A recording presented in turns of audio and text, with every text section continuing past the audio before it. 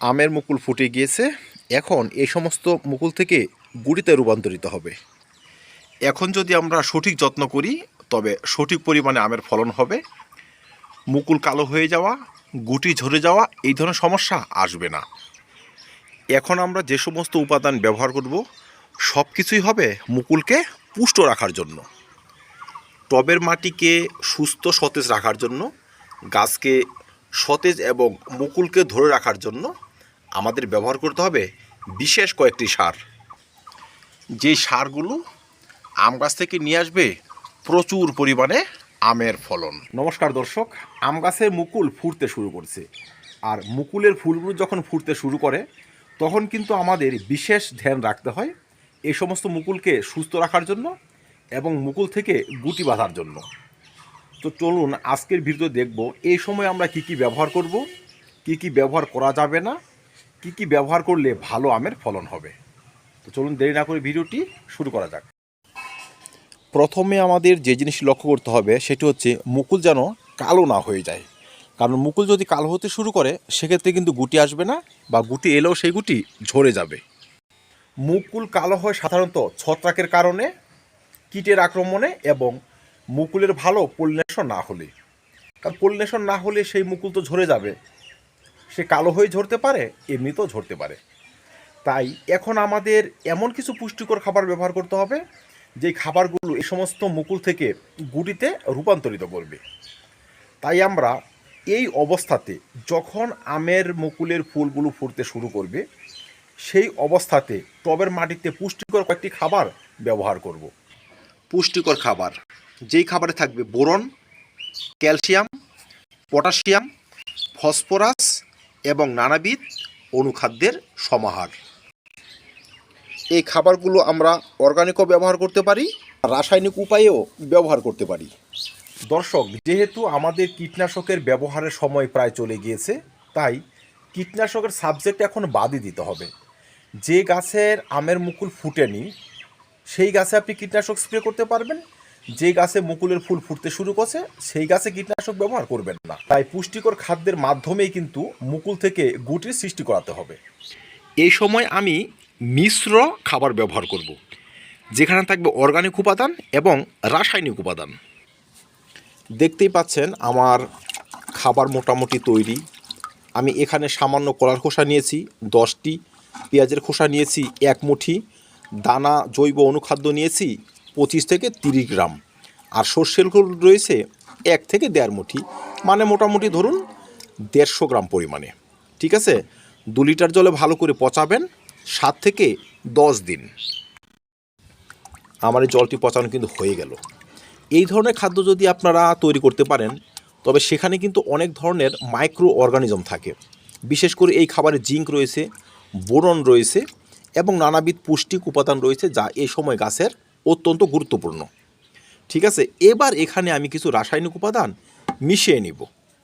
রাসায়নিক খাদ্য হিসেবে আমি এখানে ব্যবহার করব পটাশিয়াম এবং ফসফরাসযুক্ত খাদ্য, ন্যানো পটাশিয়াম ফসফেট 005234।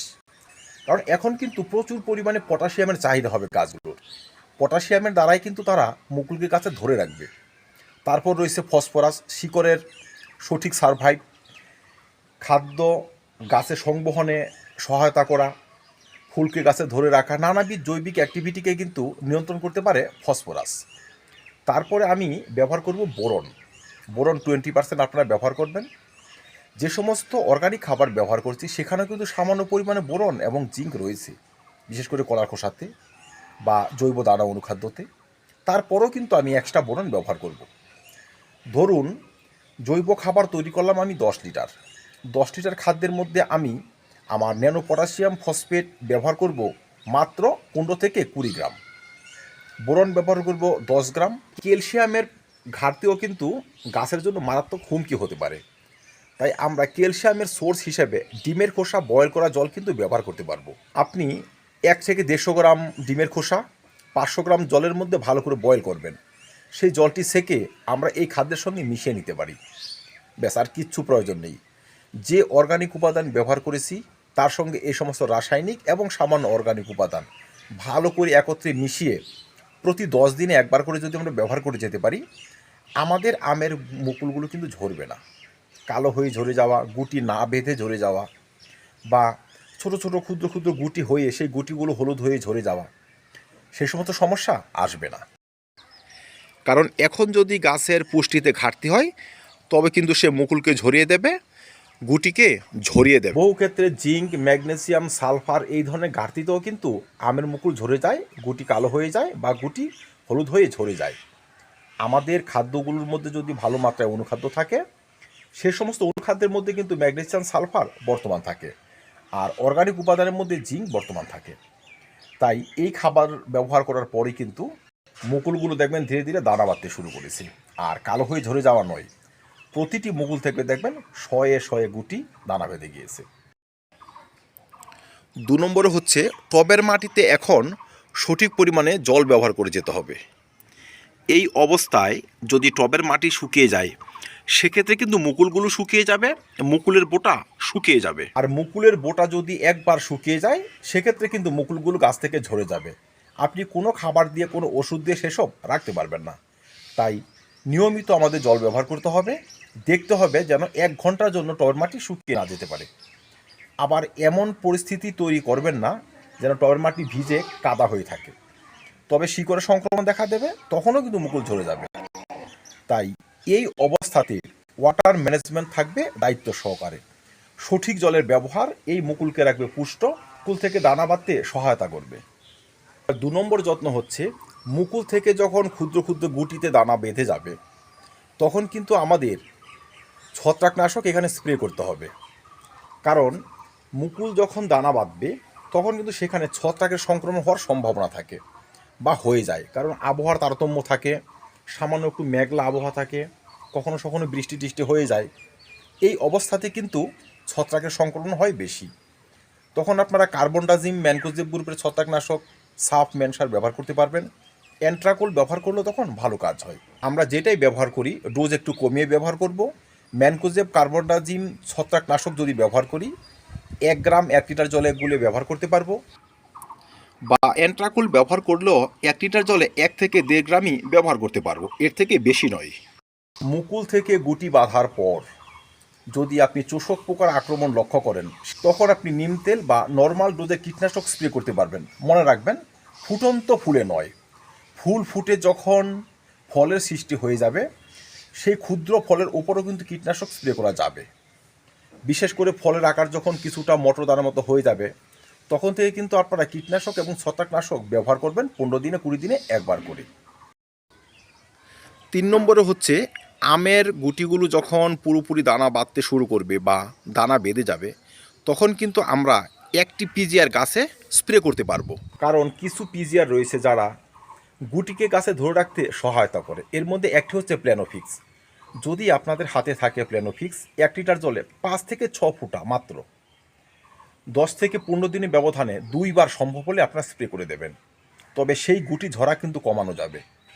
যে গাছে 2টো 4টে আম হয়, 5টি 10টি আম হয়, সেই গাছ থেকে আপনি 50টি 100টি আম ফলাতে পারবেন। কিন্তু সেই সন্ধিক্ষণে যদি আপনি প্ল্যানোফিক্সের একটি ভালো পিজিআর গাছে স্প্রে করতে পারেন। আমের গুটিগুলো মটর দানা আকার ছাড়িয়ে যখন যাবে তখন থেকে কিন্তু আমরা কঠিন খাবার টবের মাটিতে ব্যবহার করব। সেই খাদ্যের যে উপাদানগুলো হবে এর মধ্যে হবে বোন ডাস্ট বা বোন মেল পাউডার, যেখানে রয়েছে ক্যালসিয়াম এবং ফসফরাসের ভরপুর যোগান। সামান্য একটু বোরন তখন গাছে স্প্রে করব, টবের মাটিতেও ব্যবহার করতে পারবো। পটাশিয়াম, ফসফরাসের যোগান হিসেবে তখন 005234 ব্যবহার করতে পারবো, বা তখন আপনারা ইচ্ছে করলে অল্প একটু লাল পটাশও ব্যবহার করতে পারবেন। 2 মুঠো গোবর সার, 1 মুঠি ভার্মি কম্পোস্ট, 1 মুঠি সর্ষের খোল, 1 মুঠি নিম খোল, এই ধরনের উপাদান একত্রে মিশিয়ে সেই সঙ্গে আপনি বোন মেল নিয়ে নিলেন 1 মুঠি, মোটামুটি এই ধরনের উপাদান মিশিয়ে অল্প অল্প করে তখন থেকে টবের মাটিতে ব্যবহার করতে পারেন। কিন্তু যে অর্গানিক এবং রাসায়নিক মিশ্রিত তরল খাবার আমরা তৈরি করেছি এই খাবারটি কিন্তু আমরা কন্টিনিউ রাখবো, প্রতি 15 দিনে ব্যবহার করব। কঠিন খাবার ব্যবহারের পরও কিন্তু আমরা তরল খাবার চালিয়ে যাব, কারণ তরল খাবারের পুষ্টি গাছে যেমন মুকুল নিয়ে এসেছে, এই মুকুলকে ধরে রাখার মতো ক্যাপাসিটিও তার মধ্যে রয়েছে। মুকুল থেকে যখন ফল হবে সেই ফলকেও কিন্তু তারা বাড়িয়ে নেবে। তাই তরল খাবার বন্ধ হবে না, মাসে একবার কঠিন খাবার ব্যবহার করব।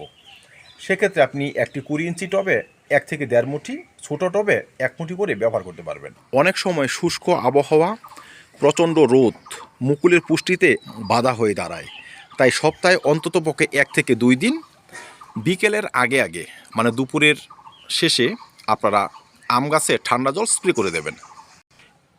সপ্তাহে 1 বার বা 2 বার যদি আমরা ঠান্ডা জল গাছে স্প্রে করতে পারি, এই মুকুল থেকে যে গুটিগুলো সৃষ্টি হবে তারা কিন্তু চট করে গাছ থেকে ঝরবে না, তারা থাকবে সুস্থ, তারা থাকবে সতেজ।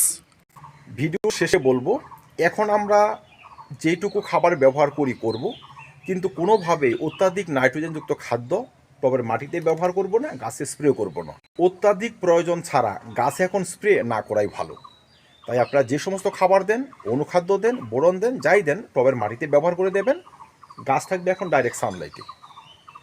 ওয়াটার ম্যানেজমেন্ট সঠিকভাবে করব। 1 মাসের মধ্যে, আজকে ফেব্রুয়ারির 10-12, ফেব্রুয়ারির লাস্ট দিন বা মার্চের প্রথম সপ্তাহের মধ্যে কিন্তু আমাদের আম গাছগুলো প্রচুর পরিমাণে গুটি দাঁড় করিয়ে ফেলবে। তারপর আবার আমরা আমাদের প্রসেস মতো খাদ্য প্রণালী মেনে খাদ্য ব্যবহার করে যাব। আর তখনই দেখবেন আপনার গাছে আমের দানাগুলো বড় হতে শুরু করেছে। 1 থেকে 2 মাসের মধ্যে গাছ ভরে রয়েছে ছোট ছোট আমে। তো ধন্যবাদ দর্শক, আজকে এই পর্যন্তই। দেখা হবে অন্য কোনো ভিডিওতে, অন্য কোনো টপিক নিয়ে। ভিডিওটি ভালো লাগে লাইক এবং শেয়ার করবেন, চ্যানেলটি সাবস্ক্রাইব করে পাশে থাকবেন। ভিডিও দেখার জন্য অসংখ্য ধন্যবাদ।